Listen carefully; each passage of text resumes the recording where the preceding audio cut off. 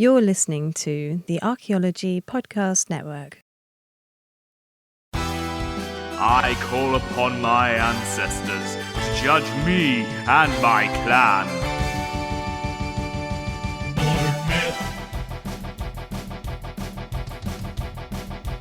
Modern myth. Modern myth. Taking up the story from the knowledge that we seek, broadening horizons A to E. It's a modern myth, oh yeah. In this age of darkness, we'll fight for truth and light. In this age of lies, we will rise. Now it's clear, misconceptions you held dear. They told you what you wanna hear.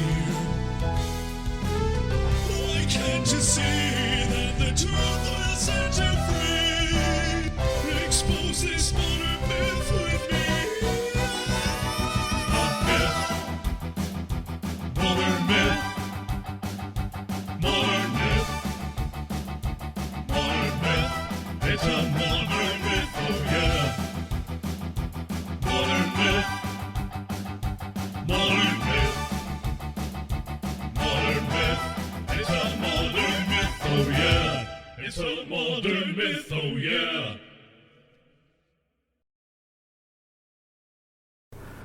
Welcome to Modern Myth with the Archaeologist here. Today I have a very, very special guest. I'm speaking to Tristan Johnson from StepBack History. Thank you very much for coming.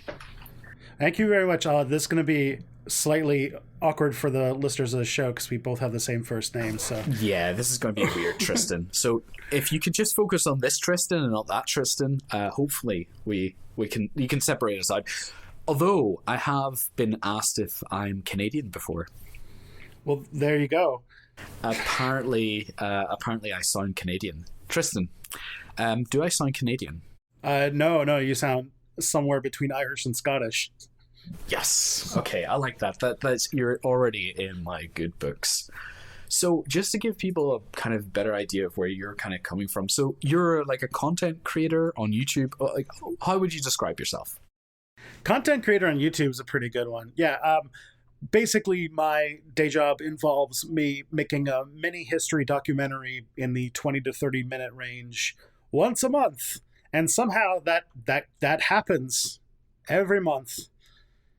Yeah.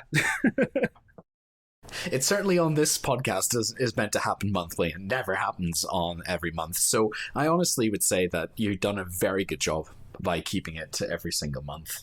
Is there any particular part of history that you're particularly focused on, or do you kind of like just go for everything?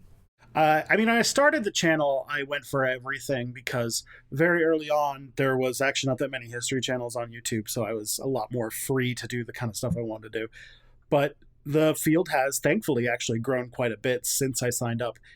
So now I'm trying to be much more of a activist historian, I guess would be the term.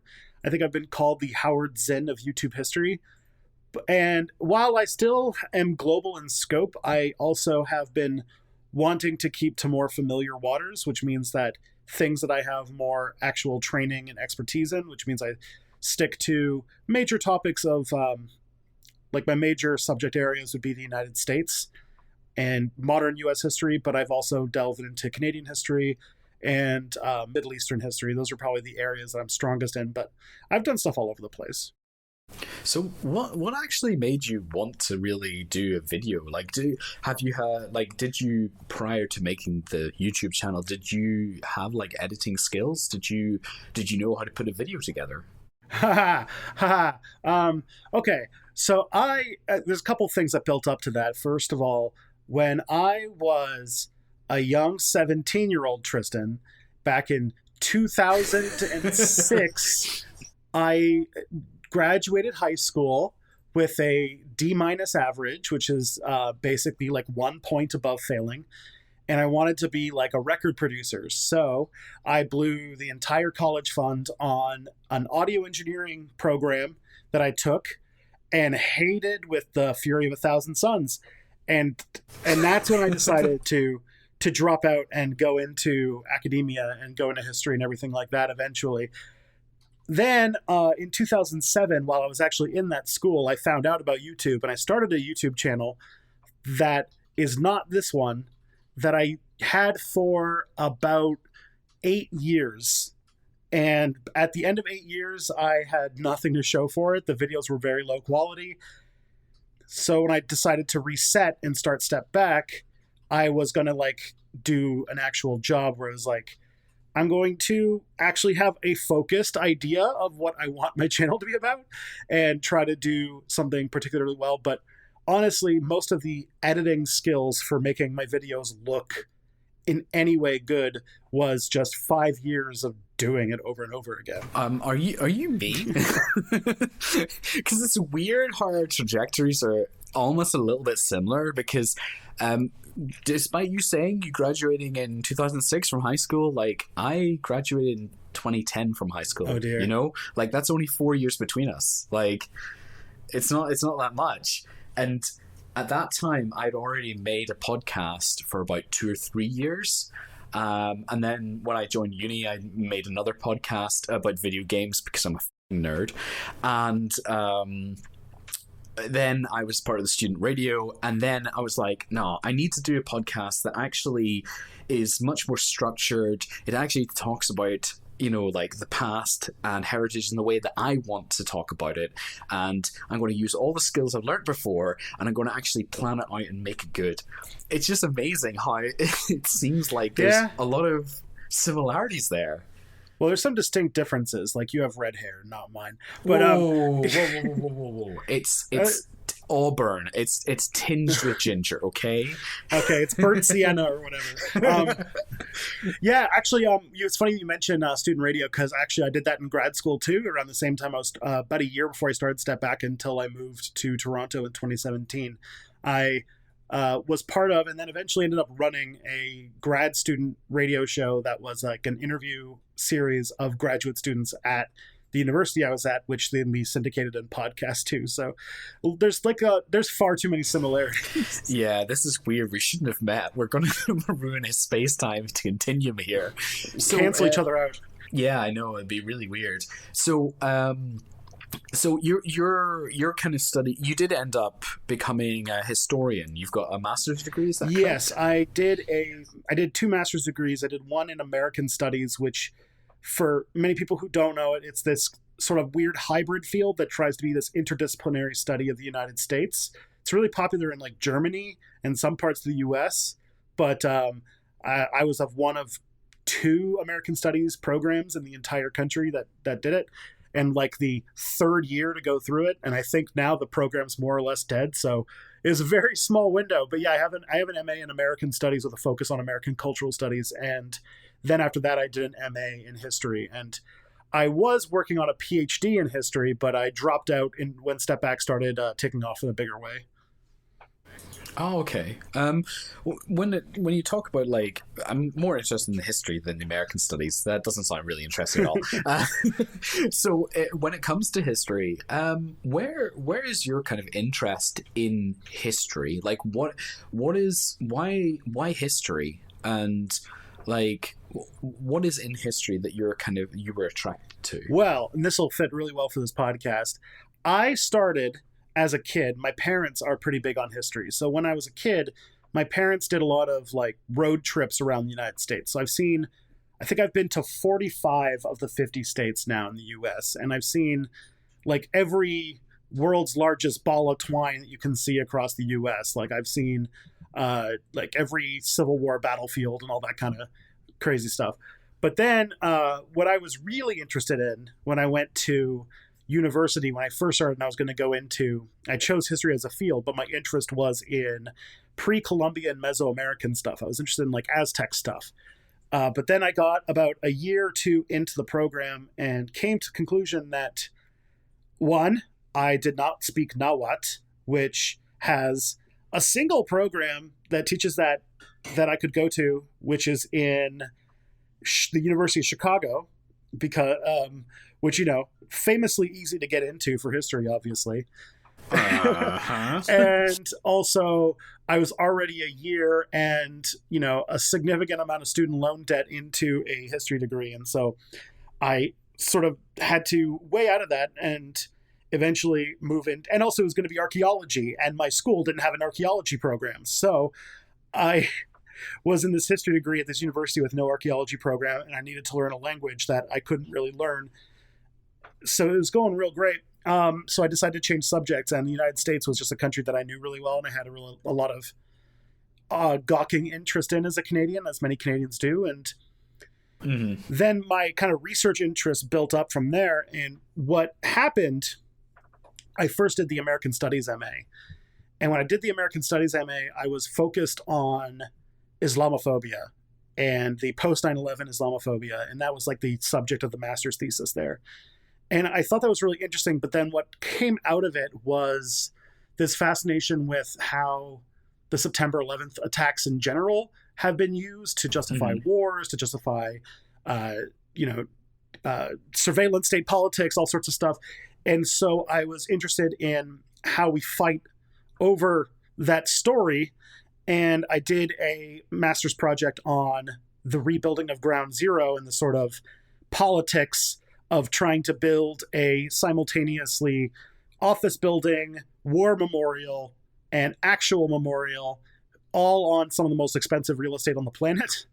And that led me to this interesting discussion about how we remember things. And so I really got into memory studies. And I think that that's where I kind of finished off, is this subfield of memory studies, studying how different historical narratives compete with each other to become the dominant one. And I was studying 9/11 when that ended.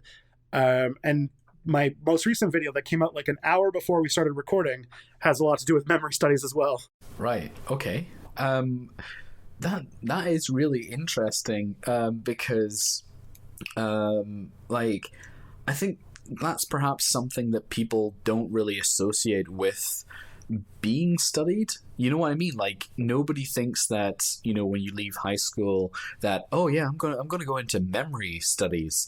Oh, you're going to go do neurology. No, memory of place. But it's weird because to me that sounds like phenomenology in archaeology, like this kind of study of place and space and use of like experience and stuff like that. I can see like the lines drawn to it.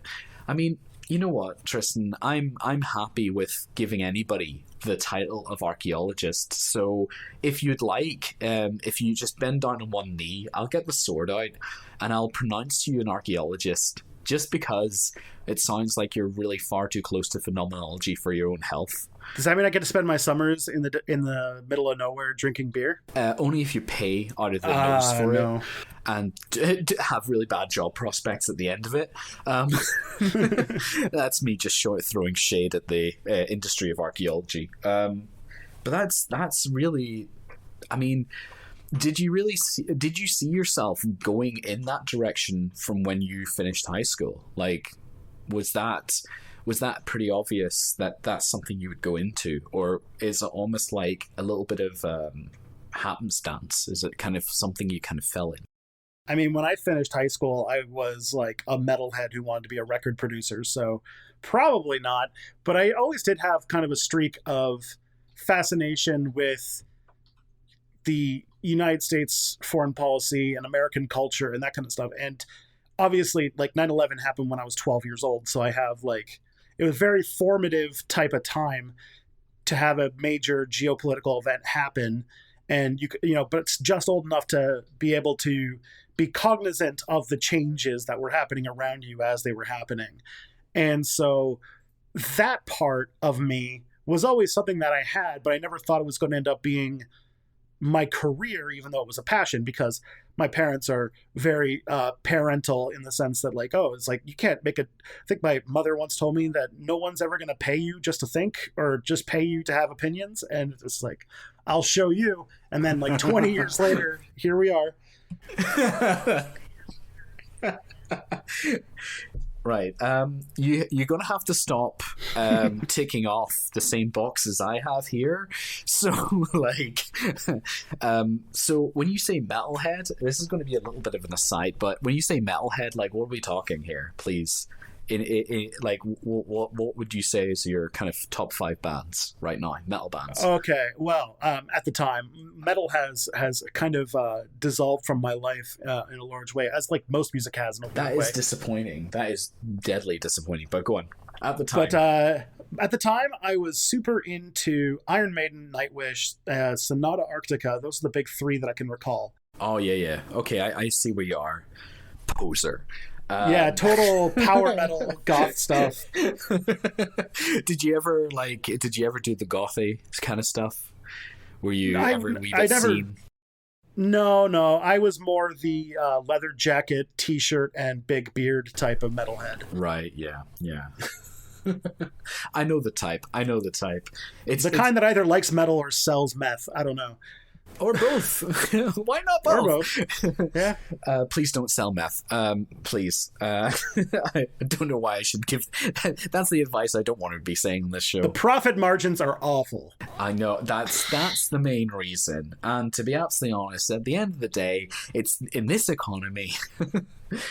It's strange that you talk about when you kind of went through your studies that you had a lot of like changes and you came out with practically 2 degrees, because I actually, when I started university, I was a pure chemist.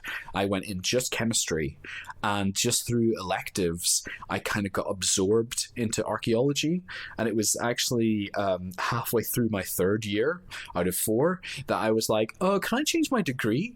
And so they allowed me to change my degree to archaeology and chemistry as a joint. So I that's what I came out with. One of, like, I think it's really weird. It's like one of 4 people in the history of the university to come out with archaeology and chemistry. Yes, Nice. I'm special. Well, does that mean that you're like really into soil samples and like that kind of like what the hell is the name of that machine that everyone was using? The oh god, it sounded like a superhero thing, but it's like a electron. It's like a particle collider that you use to find out the content of like things. a mass spectrometer. Yeah. Okay. Yeah. Mass spectrometers. That's easy. Like, I've used those before.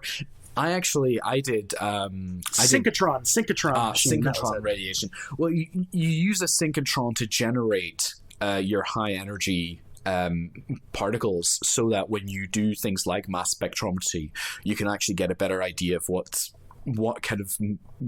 is in your samples. It's really cool, and like, that stuff's really cool. I actually did mercury analysis, so we use something called cold vapor atomic fluorescence spectroscopy, which is kind of niche even within chemistry. It's like really, it's weird. But yeah, no, that kind of stuff is, but that never interested me. I liked archaeological theory and like history theory, like putting the stuff together like in a theory kind of way, and how data interacted with the modern world and how that was then reflected backwards. And I think that's what I really kind of think that we don't really, as a society in general, both I would say in Canada, in America, and in the UK, I think there's definitely there's not this kind of integration with the creation of history as a thing. A lot of people see history as just a retelling of events, and it just happened like that. There's almost like an intuitive side to history. What's kind of your take on the sense of how history is created and people's intuitive response to history? I think that the statement that historians just are chroniclers of the things that happen it comes from an older school of the discipline. It's very like you have these like books that came out in like the late 19th, early 20th century, like the Annals school, where there's just like, here is the history of France in 15 volumes, each like 1,000 pages long. But history has always been, at least since big social science has taken over, this attempt to understand the past, and by that being needed to go into more and more difficult to work with sources, primary sources, since historians focus entirely on writing, or at least heavily on writing as their primary source. And so the field has gone into all sorts of areas of how do you tell the story of people who, for example, don't have a writing system? And how do you tell stories of different aspects of society that people weren't writing about at the time, but you're trying to infer from understanding sources, things like race, things like gender, things like class. And that's sort of the really, really short history of the field. The field has always been hesitant of heavy theory, and there was this pushback against theory, but ever since about the 1990s, it's been coming in a big way. And now many historians are sort of post-structuralist in that sense. In my sense, or in my personal take, which comes from memory studies and a very, very postmodern idea, which is that there's this historian by the name of Hayden White, who I think recently passed away. But one of his things that he was a philosopher of history, and the most poignant thing he wrote about was how history, the actual writing of history, is never going to be a 100% accurate representation of the past. It's just as good as you can do. And that is always well and good. But all at the same time, it's written by humans, and the ways that we structure events together is always going to be a form of storytelling, which means that history can be studied as a form of literature, like an English professor or something like that. And in my mind, since I study memory studies, that meshed with this idea to say that history is very much how we craft the narratives of how we understand our own past, which means that it is just as how we fight about different Star Wars as we either like or don't like, part of a cultural understanding of how we see ourselves. And that is very much a deeply political battle of, and deeply in need of activists, because if you treat yourself like you're being objective, just like an author who claims they're not being political, you're going to end up with making a lot of careless mistakes. And so I find very times that my work especially is my attempting to take a narrative of the past and looking at how our society has constructed the story of it, and picking that apart and finding out where it doesn't work and where it's been constructed to serve other ends, because it's a story meant to help us understand who we are today, not so much the exhaustive, endless retelling of every single thing that happened, because that's impossible. And so I always want to be like, well, the story we tell about ourselves has some problems, and it ignores these things, and these things happen to have all of the people who are oppressed in society in it. So maybe we should pay some more attention to that. I mean, you've basically described the premise of this podcast show. Like, that's the whole point of modern myth, is that we have so many modern myths that even the creation of history itself is a modern myth, the modern myth of objectivity. And I think this is something really special, but it's difficult because it sounds really meta to talk about now. You're creating, you create content, you create YouTube videos, and obviously you're telling a story in those YouTube videos about other stories that are created, which are then, if they're based off primary and secondary sources, are also based off other stories from history as well. There's a wee bit of a kind of like a fractal nature to it. But like, how would you plan out your videos? Like, how do you pick and choose which stories or narratives that you want to deal with? Okay, yeah. To start, I should mention that just because I'm seeing things in stories and narrative doesn't mean that I'm fudging the numbers or trying to take any facts out of the story. Because that's not what I'm not saying that that's what you said, but I'm saying that somebody who listened to this conversation might walk away with that interpretation. And I would say that the story that I tell is accurate and based in up-to-date historical research. And I do a lot of work and I interview a lot of historians for my videos in order to make sure of that. But so what I do when I'm trying to make a video is oftentimes I collect stories through various different means. Either it's something that I've always found interesting, or something that is interesting going on in our current moment that hasn't been examined in a big way and is leading us in a bad direction, or something to that extent, or something that we're just not, that people aren't looking at or people don't find interesting that I think they should. And I then go into the research to find out what's going on in this field. And usually it's something that somebody's already given me a little bit of a tease note. There's something more to the story than just what the common conception of it is. And then I will interview some experts. I will read some books. I'll write a script and, go from there.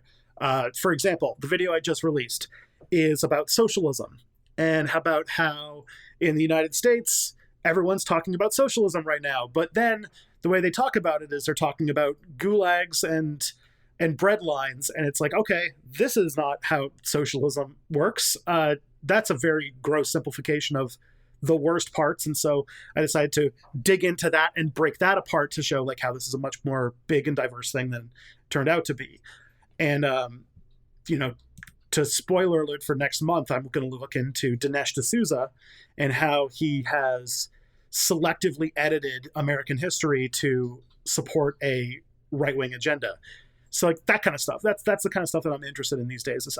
I used to be a lot more like homework help type stuff, even as recently as like last fall, making videos on things like the Zhou dynasty and stuff like that, and trying to force it into a relevant story. But I don't think my heart was in it, and that's not what my viewers wanted. So now I'm trying to work much harder to make things much more connected to what's going on. Mm-hmm. No, I understand. And I think it also reflects I've now written for journals, I've written for books about podcasting and archaeology. That's kind of like been some of the research that I've done. And there used to be a lot more kind of in what I call institutional content of like, here are the facts, here is the research that is going on. And that's kind of morphed recently into much more content that's about almost like a personality based content that's more about things that you wouldn't come across in a kind of institutional way. Like, you're never going to have the British Museum talk about decolonizing itself and getting rid of its own items, even though it should. And you have this change in how people are presenting. They're presenting shows like, well, when I created this show originally, The Anarchaeologist, in 2014, I made it because there wasn't a show discussing the political and social side of archaeology. And I've now seen people start taking on those things, like you described, taking on things that are much more almost like activism in a sense, but not in a crude way, not in a very refined way, talking about things not just for the sake of pushing a certain agenda, but actually breaking things down and showing how narratives are created. How do you feel, since you started the channel, how do you feel that the online space on YouTube about history and those kind of topics has changed? How has that kind of developed? Well, that's a good question. When I first came on YouTube, the history space was very small. It was predominantly people just reposting torrented versions of History Channel documentaries, but also there was a very History Channel aspect to a lot of the content that was coming out. I don't fault this because they're my bosses and also the content's great, but like Kings and Generals, the huge YouTube channel that does exactly what it says on the tin. It is wars, it is maps, it is arrows, it is soldiers. That's what you're getting. And a lot of YouTube history when it first started was a lot of that. It was a lot of let's go over, kind of like how in science, let's go over how a supernova happens all the time. It's like, let's go over the Battle of Hastings for the 40th time or whatever. And I thought that there was a lot of room to explore other things because, like, historians, like, I came from the history classroom where everyone was talking about, let's study the way that proto-feminism was developing in 18th century America through letter writing. And then I come onto YouTube and it's like the Roman legions against the Huns or whatever. Uh, and I was just like, okay, this is a voice that needs to be in there. And also, what I came across at that period, which is much more sinister, is attempts to take the narrative, the common conception of history, which is usually fairly nationalistic and right-leaning, and stepping on it even more. So I saw lost causers, who are people who have a more sympathetic view of the Confederacy and the American Civil War. You had the sort of typical right-wing rewriting of history about the Democratic Party being like not understanding the Southern strategy, or other things like even like darker places like where you're getting onto Holocaust denial and other very important topics. And there was just not a lot of historians who were very politically active that were doing more of this kind of, TV show type stuff, that there wasn't really anybody going into that vein. And I would say today that there are 2, maybe 3 YouTubers who are really doing that. Today, though, history is a lot bigger and a lot of people are exploring more different topics. So I'm glad that the variety of what is available for historians are getting up there. I love that we have everything from Kings and Generals, which is still making great content, to a 16-year-old English girl who's making videos specifically to fill in all of the questions and summarize the notes of the British standardized testing history classes. And I love that, like, we've got everything in between those two. That channel's called A Long, Long Time Ago. I highly recommend it. And I am trying to, at least in my, in the ecosystem, trying to carve out a niche as the guy who straddles this world and the new and upcoming, well, I guess it's not so much new or upcoming anymore, but the growing, germinating space of what's called BreadTube, colloquially, the leftist YouTube space. And I've been trying to straddle that line for a few years now. I think I've fallen more into the BreadTube space, but I think that grounding myself in history still means that I live in those two worlds. Yeah, no, I can see that. I mean, I want to pick up on some of the stuff that you've talked about that's quite dark and dangerous, just for a little bit. And I feel like this is something that I've tried to tackle in what I do. I've talked about repatriation. I've talked about the need of promoting Indigenous voices. I think it's really important that, things like, what Cheddar Man has resurfaced again. I don't know do you remember Cheddar Man? I do, yes. That's it was the skull was discovered in England that it turned out that through DNA testing that British people had a bit more of a tan complexion, several thousand years ago, and that made people have a meltdown because pasty white skin is so pretty or something. I think ultimately the thing was that, the DNA basically said that definitely dark complexion with blue eyes. The dark complexion blue eyes was really interesting because a lot of people had thought that the blue eyes kind of came from Anatolian farmers who'd come over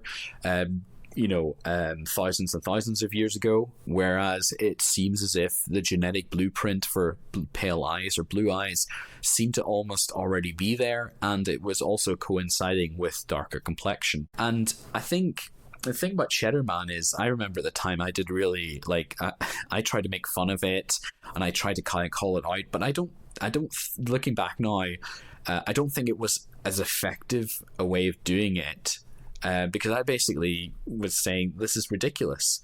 But I realise now, having looked back in that, I think the problem with things like, for example, Cheddar Man, the main points were, intuitively, why would Cheddar Man be black and an ancestor for people in Britain if people in Britain are white? Of course, if you're British, you're white. That's the intuitive answer. That's the, duh answer. And I think you almost have to say, I know most people think British people are white by default, but history isn't, it's not as clear in history where these DNA strands go, and it's not, you don't, when you're talking about the Neolithic, you can't talk about black and white because those categories did not exist.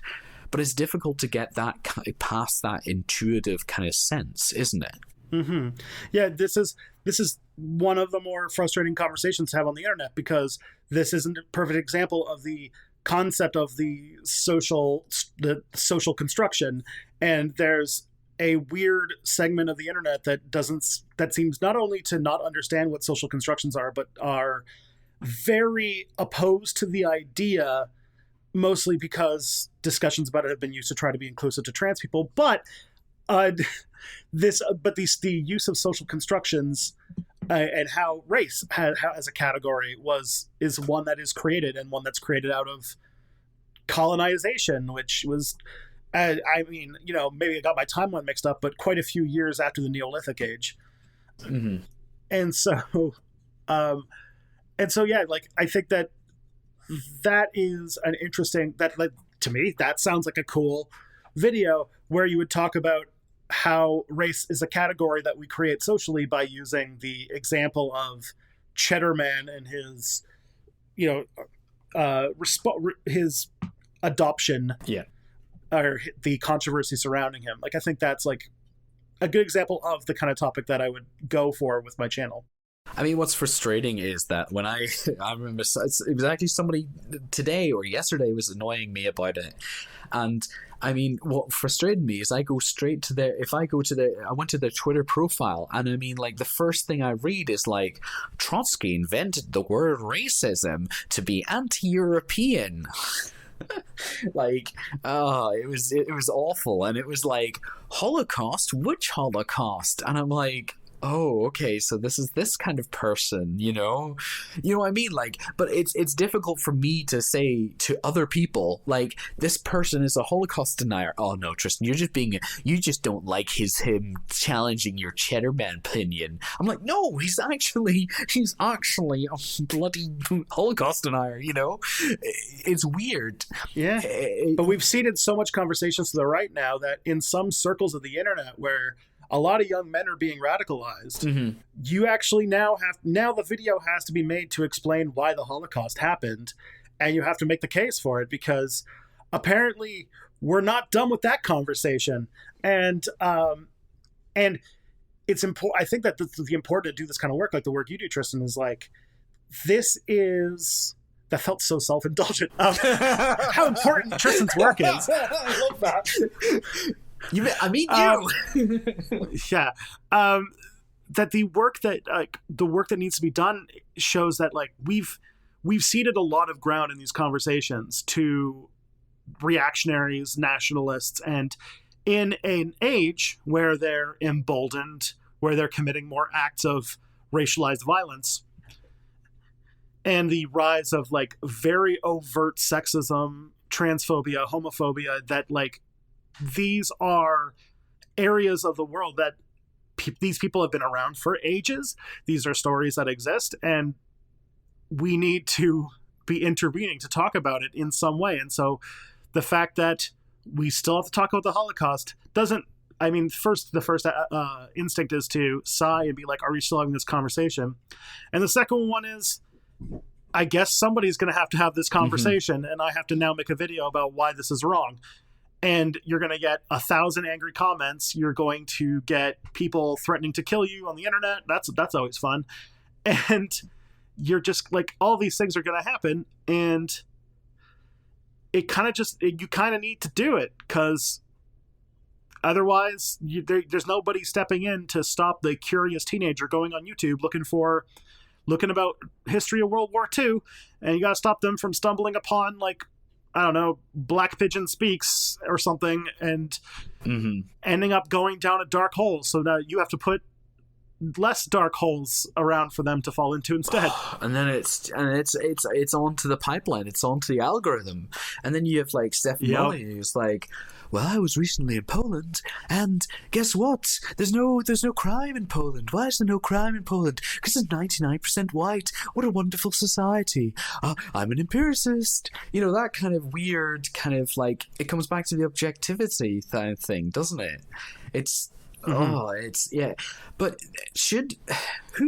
who do you feel your audience are? Who should we be talking to? Because I don't know if I can actually get to those angry young men or women who are being sucked up and radicalized by like far right ideas. Like, I don't know if I can make content that really deals with a Holocaust denier. I can get somebody who knows that the Holocaust denial is wrong, but who should we be talking to?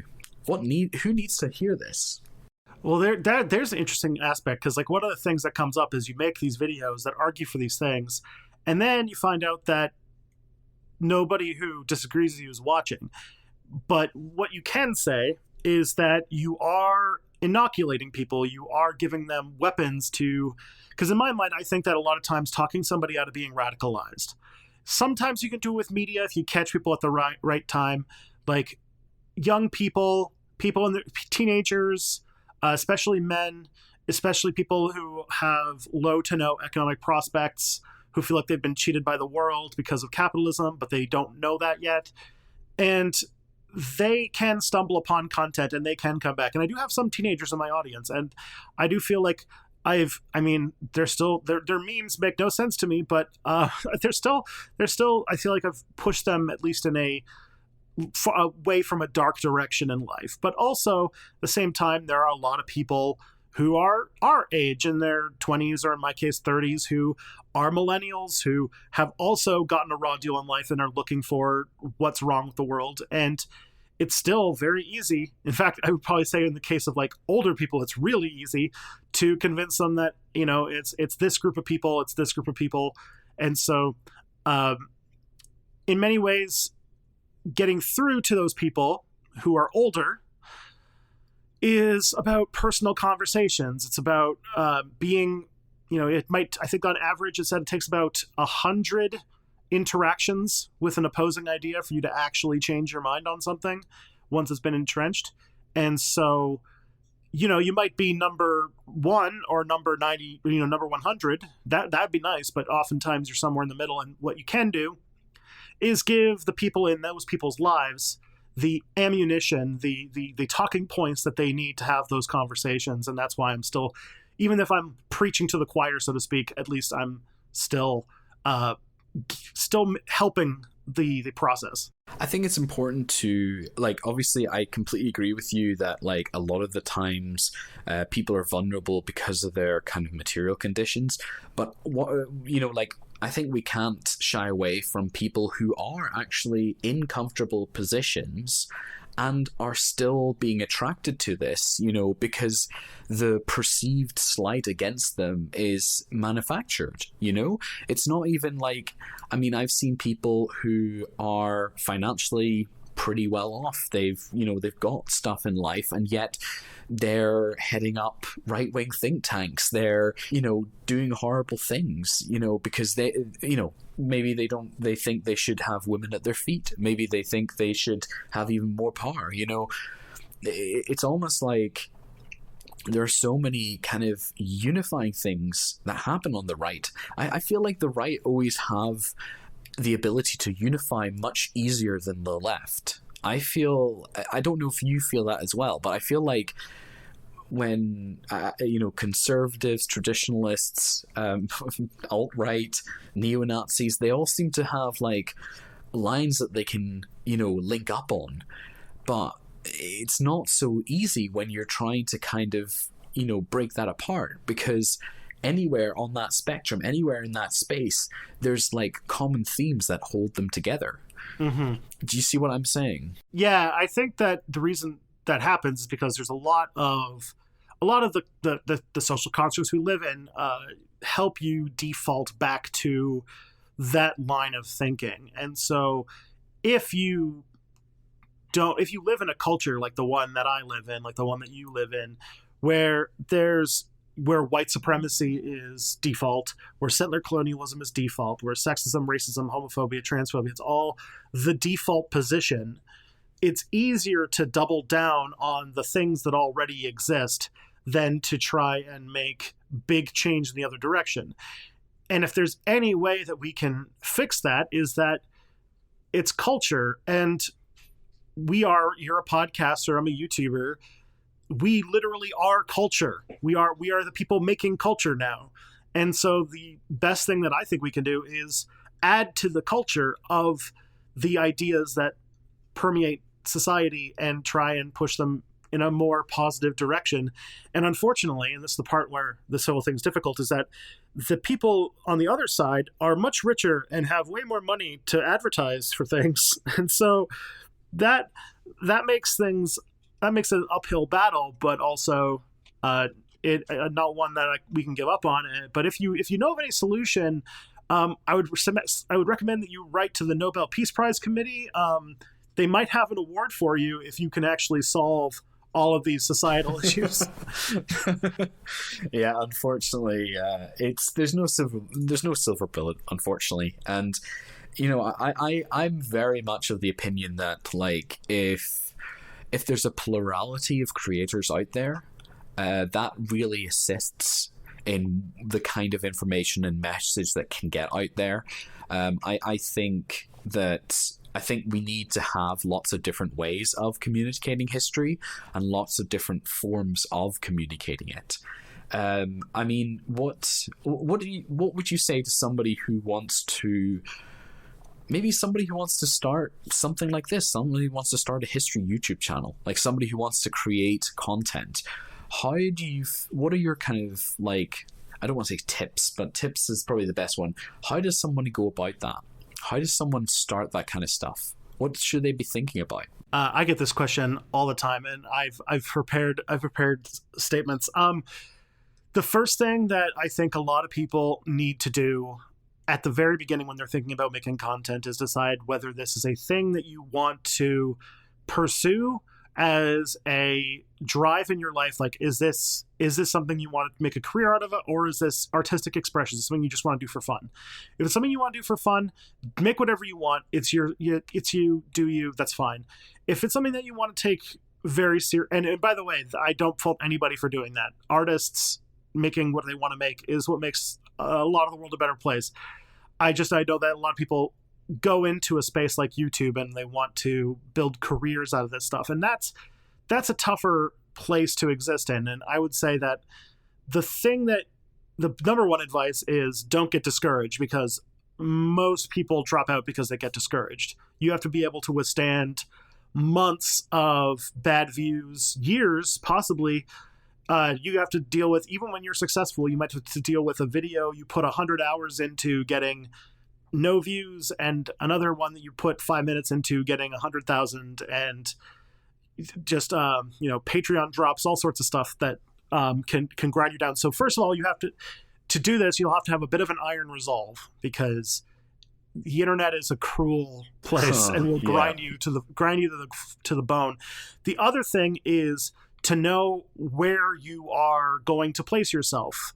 There's a wonderful book called How to Talk About Books You Haven't Read, which one of my favorite books, by the way, which says that the importance of a book is sometimes, actually in many times, almost as much about where it fits in a discussion rather than the actual content of the book itself. And understanding where the book belongs in context to other books is a huge deal. If in a media ecosystem, a YouTube ecosystem, a podcast ecosystem, you need to know what everybody is doing, what field you want to go into, and what's going on. And then once you have an idea, you have to think about then where do you fit in that? And there are different strategies you can use to figure out what you can do. You can, I think I boiled them down to 3 main ones. One is the hardest, which is doing something that no one's ever done before. So that is looking at the whole ecosystem and saying, all right, I'm going to do something no one has ever heard of before in their entire lives. These are the people who do weird experimentation and all sorts of pushing the medium forward in ways that to change things. These are the real pioneers. Most of the time, it's really hard and doesn't work, but for the people where it does work, they become the true greats. The second is to take what somebody else is doing and do it better. Like, if you are the best, archaeology podcast on the iTunes Play Store, that's going to give you some cachet. But to be the best, you're going to have to make everything a hit. You're going to have the most polish, the most work. Everything's going to have to be amazing. And unfortunately, in a lot of these ecosystems, that is very gated by money, because all the top podcasts are now taken up by radio stations, and all the top YouTubers are now late night talk show hosts. And even in like MySpace and YouTube, the biggest YouTube channels in MySpace are run by PBS and Complexly, which is the company started by Hank and John Green. And in BreadTube, it's PhilosophyTube and ContraPoints, both of them who have a team of people who make each of their videos and spend thousands of dollars on props and hire research assistants and have editors, and like that stuff is not cheap. So that is the option if you have a crap ton of money and you want to invest in something big. It's not the easiest option. Is that a request, Tristan? please invest in me. I mean, if someone wants to, I'm complaining. But the next angle, and this is the next angle I would go down, and this is one that I think is one of the better ideas that people go for, which is to take two ideas of things that are going on and see where they meet together. And very much this will come out of your own personal interests. Like, I am a YouTuber, I made a YouTube channel where I'm a historian who also happens to give a lot of shit about politics and the way the world is, and is always mad at the oppression and cruelty towards people who don't deserve it. And I merged that into a YouTube channel that sticks out from other YouTube channels in the history sphere because, you know, I get to be that Howard Zinn of history, or of YouTube history, I should say. And if that's a thing you can do, if you can figure out the chocolate peanut butter strategy, if you will, that'll help. I think that's a really great niche to look for. But, you know, different strategies for different people. But those are the three. And actually, all of those come from science, because that's basically how evolutionary strategies work. That's really good. No, it's a really full answer. I was, yeah. It's quite similar to the kind of advice that I give to people. I've done a couple of workshops before about podcasting, and really, you know, the technical aspects to it are not as important as like trying to make up new ideas in like a full way. You know, like it's not enough just to have the title of a video. You have to do the research, you have to have the script. You know, there's so much that goes into it, and a lot of people, they know what their first 5 shows or episodes are going to be, but they have no idea what their 20th is, you know? And like, it changes over time. Like, this is much easier to do on a new platform as it's taking off, but like, you could literally just like talk like bullshit with your friends for 2 hours in a podcast if you had released it in 2008, but now it's 2020, and you've got like NPR making fully fully casted radio documentaries featuring celebrities and things like that. And it's like a much, you know, we're in a post-serial podcast universe where you have to kind of deal with the fact that every Tom, Dick, and Harry, as I heard yesterday, Hillary Clinton apparently are going to have a podcast. No. She should be banned from the podcast scene. Oh man, I can't wait. Oh my god. Although, you know, I really want to point out here that my first podcast started in 2008, and it was a recording of me and my friends just talking, and it just goes to show you that it can also fail. Don't worry, even if you're at the start of everything, it can it can fail as well. And of course, on top of all that, having the strategy when you go forward, you then also have to make stuff that people want to consume. And I think that's the other piece of advice I'd give forward, because a lot of people who want to take this content seriously, they want to make stuff because they enjoy the craft of making content, and I get that. And I have that fun. I like editing videos. I like writing. I like researching. But then also, you have to, and this is the big difference I see between creators who don't go very far and those who do, and that is thinking about what you're doing from the other person's perspective and realizing that you're not, if you really are serious about what you want to do, you're not making this content just for yourself. If you are, that's great, and I recommend that you do that. But then if you do that and nobody is checking it out, don't blame the world for not understanding your perfect vision. When when you're making content to get out there, you have to see things from their point of view. So like when I make videos, I'd love to make videos about all sorts of things. Like I've been wanting to make a video about Don Carlos, who's the only Native American to ever be executed by the Spanish Inquisition as part of the spiritual conquest of Mexico. Love to make that video. No one would watch it because that is not a thing that resonates with anybody in our day and age. While the things that you talk about need to be relevant to people who are searching out this kind of content, which means that I have to think about what they want and where that and my interests overlap. And that's where you're really going to find the content that you want to make. Definitely. So I was wondering, here's a little bit more technical question. You familiar with Fukuyama? Yes, I actually just quoted him in my latest video.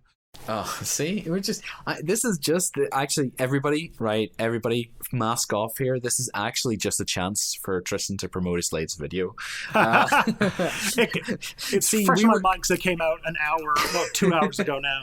So through the power of Tristan Mind Meld, we were able to kind of have these talking points already pre-made. Obviously Fukuyama, for our listeners, basically talked about the end of history, which was, would you mind briefly explaining what Fukuyama meant? Sure. Yeah. In 1991, a little country called the United Soviet Socialist Republics collapsed. And with it was basically the end of this little geopolitical tiffy called the Cold War, in which the popular idea afterwards was that communism, socialism is done. We're done. Cold War is over. And Fukuyama took that to the next degree, and he published a book called The End of History and the Last Man, which was a book that argued that, well, now that the Cold War is over, we have now proven, beyond a shadow of a doubt, that capitalism and liberal democracy is the best political economic system that could ever exist. And now that we have stumbled upon the perfect system, history's over. There's not going to be any more big political grand stories anymore, because we're just going to be just improving things around the edges because we solved the big question. But obviously, big question mark over that. Do you think history's restarted itself? Yeah, there were thinking face emojis showing up even like when that book was published. Like a lot of people were like, "Dude, what?" And some people in really bad ways. Like I think like Samuel Huntington, I think, is one of the most famous responses to Fukuyama, where he said, actually, no, because there's these cultures that have Muslims in them and they're fundamentally opposed to freedom, and they're just going to just... And it's a wonderful book called The Clash of Civilizations. I recommend you never read that book ever. No, it sounds awful. And says similar things about like how Chinese culture is incompatible with democracy and liberal capitalism. It's not good. The biggest opponent to Fukuyama's claim in The End of History, though, now is this obscure political scientist by the name of Francis Fukuyama, where he's been doing some interviews probably in the last like 3 or 4 years, basically since 2008 was I think when he started questioning his stuff, and I think it was 2008 or 2009 when he recanted his support for the end of history, the perfect system, when the entire financial system came crumbling to the ground. But then on top of that, he started doing interviews. Like I think there was an interview on, I don't want to plug another person's podcast, but of course. the Ezra Klein show, sure, where he interviewed Fukuyama, and Fukuyama started, from what I could tell, he was very concerned about income inequality. And I think last year it was that he said that socialism ought to make a comeback, which was immediately started with the meme that Fukuyama announces history too. That's amazing. But that's so interesting how I think that goes to show how history is this narrative. You know what I mean? Like, for people who may be on this side of like, oh, well, no, intuitively, history is just history, the fact that Fukuyama could no longer be is a post-Fukuyamaist in the sense that he's rehabilitated history shows you how fluid history is and the concept of history. I think that's just something fascinating in that kind of situation. And I hope it kind of shows people who are not too clued up about history and theory and stuff, and even politics, to see, right, so this guy basically said end of history. Oh, he's not saying that anymore. I think there's something valuable in using that lesson more than just a meme. I think it's actually a really good example of how that history happens. Yeah, we're in this kind of moment where the end of history story, the story that, you know, neoliberal capitalism is the best system, the free market rules, everything else drools, the world we live in, that's great and everything's perfect. That kind of like, you know, that weird happy feeling 90s thing where everyone was like, everything's great, don't worry about it, we've solved all the world's problems, is coming down, it's crashing down in the hugest way possible. And in this period we're in right now, which I've dubbed the long 2016, is this time where the story that was pushed forward by so many world leaders that the market-based solutions are good, capitalism's good, everything's fine, don't worry about it, are now seriously being called into question because of income inequality, because of climate change, because of financial instability. I mean, there's a stock market crash happening as we speak right now. There's the rise of the far right, and like their fascism has made a comeback, and just all of these things are showing that this story that we crafted around ourselves, even when it wasn't true, even when Yugoslavia tore itself apart in the late 90s, even when the Taliban took over Afghanistan and Al-Qaeda started to become a stronger and stronger media operation, or a stronger and stronger terrorist organization, I should say, that in the West we were saying, nah, we solved it, everything's good. And then, of course, the first crack in that mirror, I think, happened on September 11th, 2001. And I think it's been cracking ever since. And I think that now we're in the point where it's actually shattering. And what happens next? We don't know. That's kind of probably the underlying terror that everybody in the world is kind of feeling right now, which is that we know that the order that we were raised on, that our parents were raised on, is gone. And we kind of don't know what's next. And some of the proposals are pretty damn scary. That is crazy. Well, I really want to thank you for coming to sit down and talk about these kind of things. As a special little thing at the end, do you have a question for me, Tristan? Is there anything you'd like to ask me? Oh, damn. Now I need a good chemistry question. No, I'm happy with archaeology. That's really my kind of like specialty. Chemistry's kind of sidelined at the moment, unless I pick up another chemistry book. Go on. What archaeology? Go on. All right. I've always been curious about what the real grown-up archaeological description of the Antikythera mechanism is. Oh, the weird spinny jingly thing that nobody knows how it works? Yeah, I wonder what like the grown-ups have been saying about it, and not the people with weird haircuts on the History Channel. No, it's a weird spindly jiggly thing that we don't actually know how it works. Like, it's still a mystery in a sense. And that's one of the more interesting things about it, you know? The Antikythera mechanism is something that we don't have very many. I think we've only really got one example of it and a couple of cogs elsewhere, you know? And what makes it really special is that usually in history, we usually have comparative samples, we usually have ways of kind of discovering through comparison or of other incomplete things, we can kind of piece together a bigger picture. But with that mechanism, we've only really found one almost complete part of it, and everything else is really in pieces. So I think nobody's really too sure, and I think that's quite a nice place to be, because the more stretching you do with these kind of unknowns, the closer to the History Channel you get.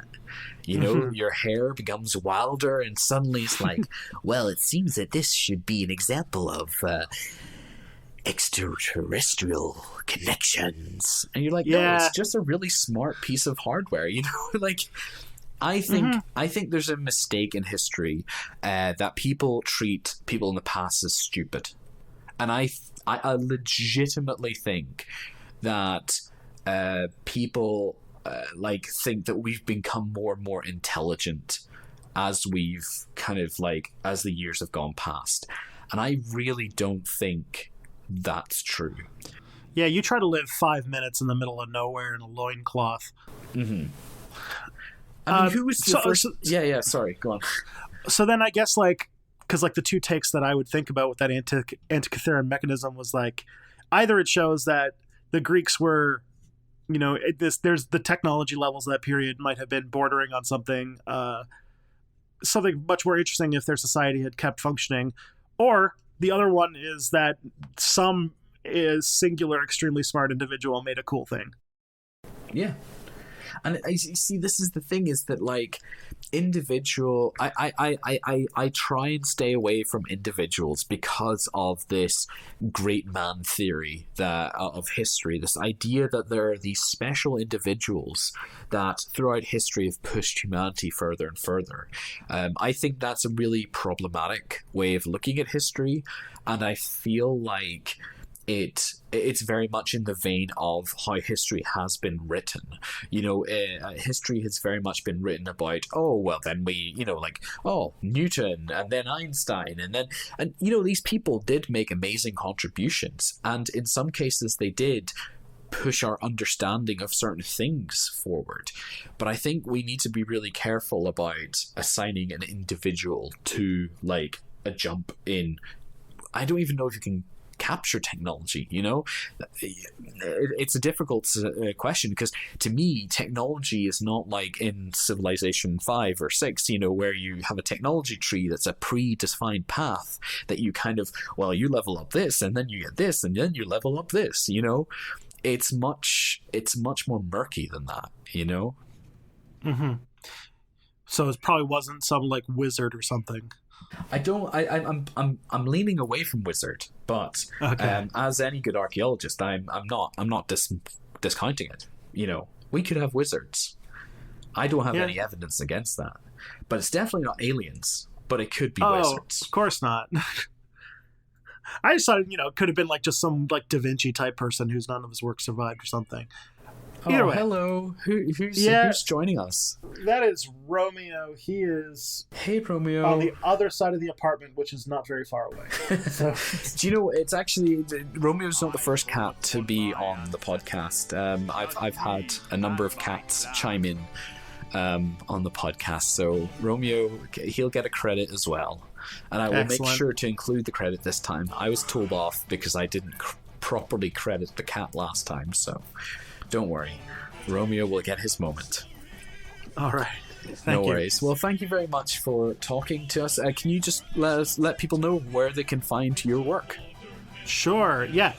If you want to find my YouTube channel where I do my YouTubing primarily, it is at StepBackHistory.com.